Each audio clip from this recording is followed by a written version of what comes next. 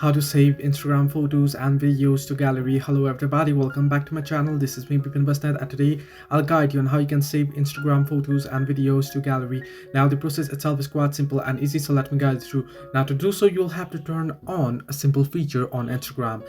To do so, simply open up Instagram, tap on the profile icon at the bottom right corner of your screen, and then tap on the three horizontal line icon or the hamburger icon at the top right corner. Once there, you want to tap on settings. Under settings, now what you want to do is you want to tap on the account option, and here you'll find the option that says original post. At the bottom you can see original post above the request verification option right here. Simply tap on it. Once you tap on it, you can see save original post option. You want to make sure that this feature is enabled.